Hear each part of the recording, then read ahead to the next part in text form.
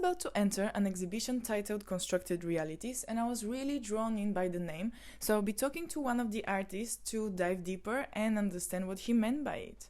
Who's constructing the realities? Everybody is. We do it as a society, as a culture. All the different cultures do it, but we do it as individuals as well. It's like our personal identities, but then sometimes it can be a lot more subtle than that as well. From my own personal experience, there was like a lot of conditioning that I didn't realise had gone on until like suddenly it didn't work anymore. But yeah, constructing the reality is like say there was like an original me of that existed that was like universal or true, and I had not discovered that yet. And what I had did was I constructed a reality for me to be able to fit in with everybody else and what everyone else is doing. And so I think we all do that anyway when we're growing up. We copy our parents' behaviour, and we want to get the validation of doing things right, and we want to fit in with what everyone else is doing. And parents have that anxiety too. They have an anxiety that their children won't fit in, and so they try to make sure that they behave in a way that everyone will accept them and not be rejected. And so, yeah, I think everyone constructs their reality. So yeah, it's the society and the family constructing maybe a reality for you, and you already also constructing your own reality based on that environment. It's kind of working both ways. That's what you're trying to say? It works both ways, but then I discovered there were aspects of my personality that, say, like I have some mental health conditions, and so I didn't like self-diagnosing. So like some other friends of mine said, you know, there's something odd about you. We like you, you're intelligent, but you frustrate us. One friend said he wanted to beat me up all the time because, you know, I wasn't nerdy or anything, but it's just like there's something frustrating about you. And he sort of thought about it for a while and he said, you've got Asperger's. And I was sort of like, no, I'm not. I don't have that. And then after I got over the shock of it, and it's like, okay, maybe I should be open to thinking about that. And so I looked it up on the internet to see. I have no idea what that is. Yeah, so it's a form of autism. Okay. And so they don't call it Asperger's anymore. They call it high functioning autism. Okay. And so I went on the internet and I found this site where there were like 12 characteristics of being autistic. And when I was honest about it, and I go, yes, I did a little bit of that and a little bit of that, I ticked 8 out of the 12 boxes. And then because I have a good memory of all these awkward episodes that were happening in my life, is suddenly they all like made sense. I got into that awkward situation, or I felt really stink because of this and that. It's like, oh, it's because of this bit of autism that I have. So then I didn't want to just like construct a narrative for myself. I went and tested it, and I went and asked other people and like ex-employers and a childhood friend, and they all said, yeah, well, we could have told you that. It's like, well, but I repressed myself into denying it, and my whole family did it. And even when I told my brother and my sister about my discovery, they still went, no, we don't do that. We're not like that. It's like, but our first cousin over in the Netherlands is diagnosed as being heavily autistic, and they've had to like get a special job and go to special school and live in a special environment. It's like, it's in our family, and how can we deny it? But no, they constructed this reality to fit into everything else. And then also I started to experience like bipolar sensations and compulsive behaviour, which I've also started to recognise that in other people too. But once I had realised I'd constructed a reality that denied who I actually was, it started to become more self-aware, and I stripped back all of this like this repression of it was a conditioned repression. Once I removed all of that kind of framework, I got to find out who I really was, which is okay. I mean, I don't judge me. I'm compassionate to myself. I have to be who I am. I can't. Not being who I actually am was actually more damaging than being who I am. And so I've met some transgender people, and it's like I've got a lot of respect for them, because for them it was harder to repress who they actually are than it was to endure all of the criticism and abuse and the rejection that they experience now. But they feel more, this is who I am. And so it's kind of a journey like that. But I feel that in a great extent we're all constructing our own reality, whether it's conditioned or not. As long as people can go, or have the freedom and the ability to go, actually, I am different. This is who I am. I'm going to strip away this constructed reality that I made. Okay, and if there is a constructed reality, is there an ultimate truth? Yeah, that's a good question. Because, like if you don't have to have an answer, it's fine. Yeah. But how I felt about it is like, okay, if everything that we're constructing, then it's subjective. Yeah. But I do believe that there is a universal truth. I just don't know how we can ever prove that it's a universal truth beyond, that's just how I feel. Well, that's my intuition, or, Yeah, beyond well, that. I studied that at philosophy at university, and we were looking at questions of overarching universal truths, and it was something that came up once I realised I had constructed my reality. And you really want to keep testing it to go, well, you want to shed all the layers off all that conditioning to find out what is actually really truly you, and what's really true for everyone. And I guess it's kind of fluid and it changes. It depends on your situation that you're in, the context of the groups that you're with. Leonardo da Vinci is famous for saying, when I'm by myself, I'm 100% me. When I'm with someone else, I'm 50% me. When I'm with two people, I'm 33% me. And the more people you're with, the different contexts that you are, you accommodate who you are to fit in with that. But then I also looked at the thing of the Dalai Lama wants to focus on the oneness of humanity, and that's a kind of like a Baha'i faith thing as well. And so I looked at elements that, what are the things in common with all of the cultures, and it goes back to human development. And when you're born, when you're a newborn baby, you can be taken and put into any culture, and you're going to learn that culture. So what are the little key elements that are universal for every newborn baby?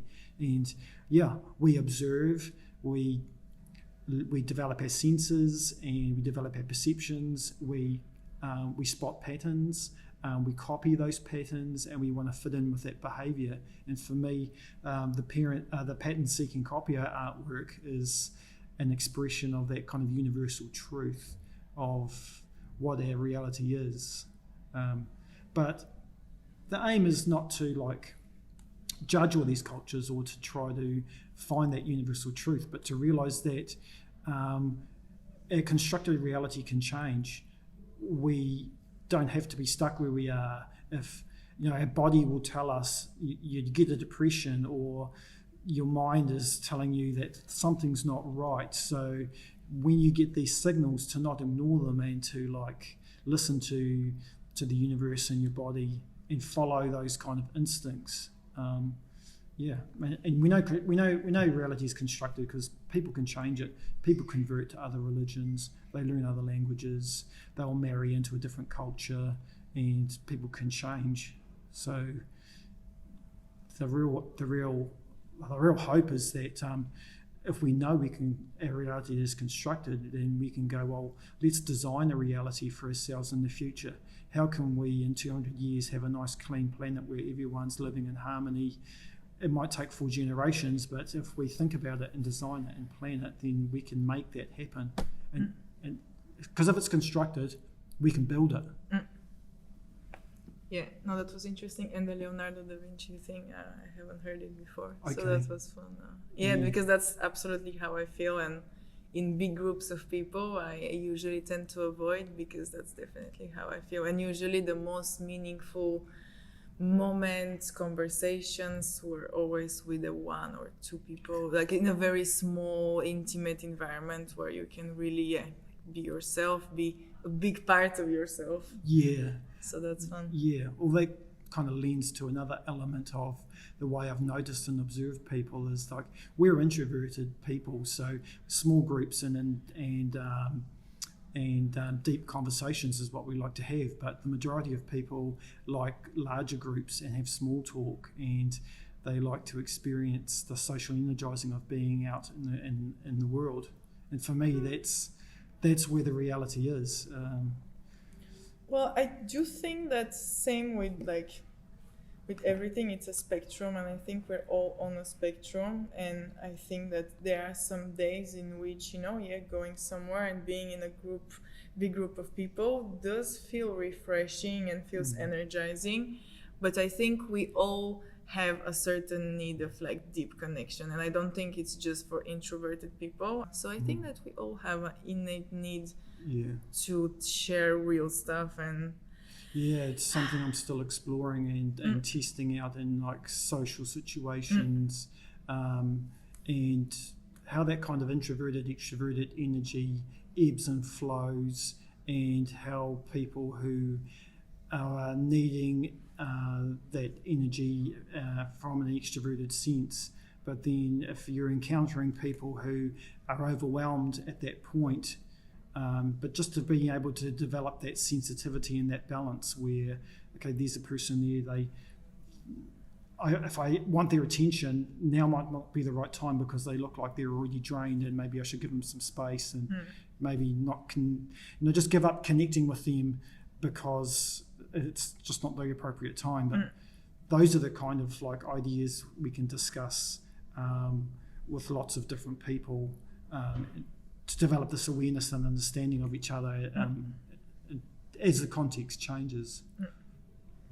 Yeah, and I think that when you're surrounded by people who when you have the ability to be yourself and you're surrounded by people who accept you for who you are, I don't see a reason to not be so open. Does that make sense? I think that the whole idea of being introverted, it's that I don't feel like other people understand me. Oh, okay. At least for me, it's well, if I'm in a context with 10 other artists and we're all talking about our stuff, I don't know, I would feel very in place. I wouldn't feel drained. I would feel because for instance now I'm teaching some dancing, and in that context I can have 20 students, but we're all focused on something. We're all creating something, or we're talking about something, or we're engaged in some way. So I think for us artists it's more important to find a community of people, because on that distribution curve we're not in the middle. So being with the people in the middle will always make us feel alone, but we're social beings, we grew up and for the majority of our life we were surrounded by a lot of people, and we were always part of big groups, big families, big communities. So I think that the modern individualism and how I'm all good by myself, I think that's bullshit. I think that's a lot of our mental health problems as society come from this idea that I can be fine by myself, or I can be fine with me and my wife, and that's enough. Your wife cannot be the whole village. That's a lot of people use this expression that from having a whole village, with this person you can talk about art, with this person you can talk about food, with this person. So everyone has their own way of connecting, the same way as I believe you're not the same person as you would be talking to someone else. True. Because we reflect and mirror each other. So I've been in social situations where it's broken down and I've ended up falling into a dark place, and it's not been an intentional malicious thing on behalf of the group. It's just that's how that dynamic worked out, and it happens more than once as well. And then it doesn't have to be in a context where I'm with people of my own kind. I'm with artists and we're on this part of the spectrum, because I belong to other community groups, like a squash club, for example, and there's we'll go to a fundraiser and suddenly there's a social kind of interaction that's not actually related to the thing that we have in common, which is playing squash. But then there are people in different stages of their lives experimenting with their connectivity, and suddenly they don't realize actually what you're doing when you're trying to practice connecting with people was actually triggering this other person who's at this different stage in their life, or they've got a different perspective and they're seeing the situation differently to the way that you're intending it. And then, yes, it can lead to a lot of misconceptions and a lot of collapses.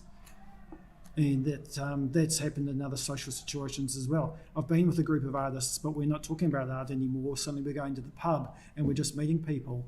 And then, yes, this person wants to connect with that person who is more interested in these other people, and then that person's not wanting to connect with this person. And so that kind of dynamic. Oh, yeah, definitely. I think that's the trap of the art community. That's how I call it. Because everyone wants to be a part of art community, then you become part of it, then you understand that a very big part of being in an art community is not really making art. And then it's like, well, do I really need this? It's like, so yeah, definitely I think this is a journey. I've heard this kind of story before, and I've relived something similar. So yeah, no, I'm not saying that every artist, you see. And again, I've, along in my life, I met a lot of people that identify as artists. I wouldn't say that I would be able to have this type of conversation with every one of them, And there will always be artists and people who they do it as a job, and people who want to change the world. And those two people can never agree on. I met a guy, I went to university with him, and he said, I got a drawing table in my flat, in my bedroom, and I did these drawings, but what I did was I told girls at the pub that I was an artist just to score chicks and to bring them back to my apartment and show them what I've been doing. It's like, okay, you're not actually an artist. And, he was just using it as bait. Yeah, maybe that's the art. Maybe that is the art of seduction. Yeah, that's the conceptual piece. Where does art stop? Let's do some performance art. Exactly. This is called having sex. It's my favourite piece. That's funny. And that's where the constructive reality comes in. People will have a certain view of things. They also come with a certain preconceived idea about what's going to happen, and that kind of limits how they're going to experience something. And then when it doesn't turn out the way that they want it to, it can either be a surprise in a positive way or in a very negative way. And I've had a range of those experiences. I've had some negative experiences, and they've kind of been traumatic, but you sort of make a good thing out of a bad thing, and it helps you to grow and to learn. And you kind of can't hide from it anymore. You process it, you heal from it, then you go out, you have another go, and now that you've got more resilience and you're more and more understanding about how that situation happened, you can see if it's going to happen again. You can't eliminate the fact that you're not going to get into a situation that's going to be uncomfortable and traumatic. But again, you're just going to grow again, and you're going to learn again some more. So there is this pattern of, let's say, spiritual awakening, underlying. You cannot, I believe, you cannot understand that you are constructing a reality before starting to analyze and paying attention and being aware. And this awareness, I think it's kind of maybe the start of all that. Yeah, I think so too. It's a process, and that not everyone wants to because it's painful and it's conflicting, and people feel hurt and they don't want to feel hurt, and but it's like it's like the grandmother and the grandchild. It's the grandchild feels hurt by some sort of experience that they've had with their peers, and they go off crying, and the grandmother goes, gives them the comfort and the hugging and the loving and saying you are right and you're valuable. And they talk about the experience with the child and go, well, this happens, and this is part of growing, and they heal them a little bit, and the grandchild feels a bit more resilient and a bit stronger, and they go back out and they try it again. But I never had a grandmother, and so I kind of missed out on half the village was never there. But I'm not the only person like that. But I find that if we can develop an openness about having these kind of conversations, we can be the village for each other and to help each other process these kind of things. And the people that I've encountered where I've had this kind of trauma, they haven't actually maliciously intended to hurt me. It's just happened, and that will always keep on happening if you keep on feeling hurt and hide from it all the time. So I want to open the conversations. I want to develop that sense of, yes, we're constructing our realities, and they forever continually change as we learn more and we process more and we heal and we grow and develop resilience. It's always going to, like, there'll be another step, there will be another situation where that happens. But I mean, we're going to construct a reality in the future where we can, like, be open about these kind of human experiences and not deny them. If you're still here, thanks for tuning in. This is Don't Snooze the Muse. See you next time.